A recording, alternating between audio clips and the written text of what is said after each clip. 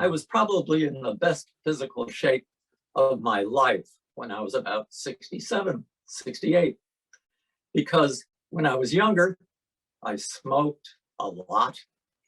I drank probably too much. I wasn't an alcoholic, but I drank too much.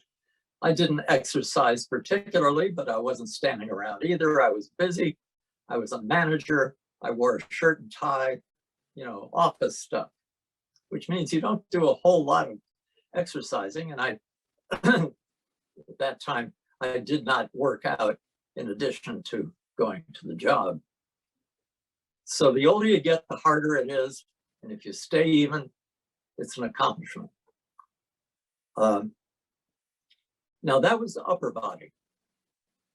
The lower body was a very simple one, and you can do any of these yourself at home.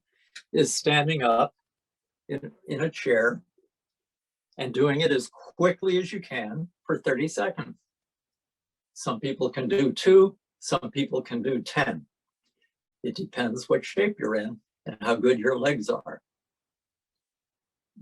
Other things dealt with flexibility, and this particular test was you sat in a chair, your legs were straight out. I'd have to adjust the camera to show this. And you reach down and try and touch your toe, but you keep your legs straight. That's the clue. How close you get to your toe is the measure. Like this is 2 inches. Some people can go, let's say this is your toe, and this is your hand going towards your toe. Some people can get this close. Some people can get that close. They can actually go beyond it. It depends on the flexibility associated with your hip area. You can improve if you start out this way and you do stretching exercises. You can increase the flexibility of your middle body. And that's just those muscles. There's obvious flexibility and muscles. Every muscle stretches, and every muscle can increase the distance it can stretch.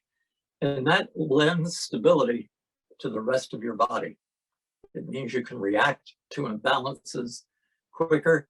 And if you're caught about to fall, you can recover easier. So supple muscles are the best defense against falling. That and your sense of balance, which is in your brain, in your semicircular canal. Endurance was standing up and walking in place as many steps as you can over a 2-minute period. And some people cannot make it for 2 minutes. They have to sit down. They're starting at a low area. And this probably means they don't do a lot of walking in their lives. There are other people that set up a regimen of walking every day, which is excellent. Some people walk slowly. Walking the dog is a good start. Some people walk quickly. Some people jog. I recommend at this juncture, if you can do it, is you walk fairly steadily, and then every so often you jog a few steps. The classic example of this is called Scouts pace, Boy Scouts pace, Girl Scouts pace. And it means 25 walking steps, followed by 25 jogging steps, followed by 25 walking steps. And the goal was to do a mile in 6 minutes, a mile in 12 minutes, I guess it is, now that I think about it. Whereas otherwise, it takes you 20 minutes to go a mile. 3 miles an hour is a mile every 20 minutes. But if you do that kind of pacing, you can cut that time in half. And you can go for a long distance because you rest between exertions. So that's a good way to build endurance. Balance, of course, lots of things can affect balance. You can probably think of some. If this was interactive now, I would ask, what do you think? What do you think? What do you think it is? What do you think it is? So think and see if we miss any. One is medications, primary anti-inflammatory medications, any kind of psychedelic medication or drug,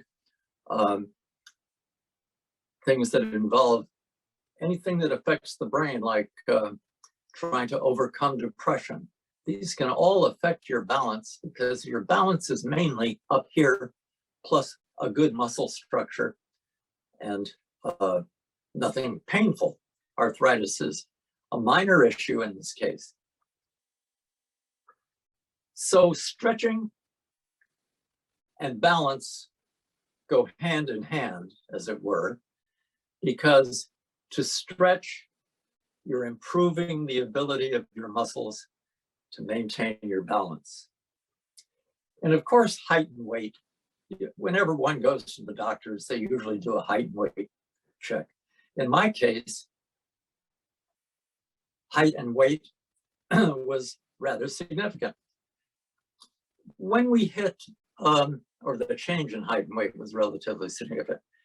When you hit late 70s or so, maybe even earlier, maybe a little later, your spine shortens because between each vertebra in your spine is a disc, and this disc is keeps the bones from rubbing against each other. You have them in your knees. Practically every joint has some version of this. It looks like a very tiny toilet seat, some people have said. But what makes the thickness of that disc, of that washer between your discs, is moisture. And as we get older, we tend to dehydrate because we don't drink enough fluid. It's a hard thing to drink the classic 8 glasses of water a day. You really have to work at it. It's not something that is pleasurable for a lot of people. And you try to substitute, like I drink a lot of coffee thinking this is the same thing as drinking water. It's not quite, but it's close. So I make up for it that way. So when you dehydrate these discs, this means they lose a little bit of thickness. In my case, I used to be dead on 6 feet tall. I am now 5'10" and a quarter because of the narrowing of these discs in various joints that are part of my height. And I suspect everybody goes through this, but it shouldn't plummet. It should be a gradual activity, and it's a signal, more fluid. Weight, in my case, since I had cancer, and I had cancer of the stomach, so I had my stomach removed, I have trouble absorbing nutrients. It's called nutritional, I forgot, I should know it, but my body does not absorb nutrients from food because my stomach doesn't have the acid anymore to digest it. So I have to take a whole bunch of pills that make believe in my intestine that my stomach is digesting food. I take enzyme pills.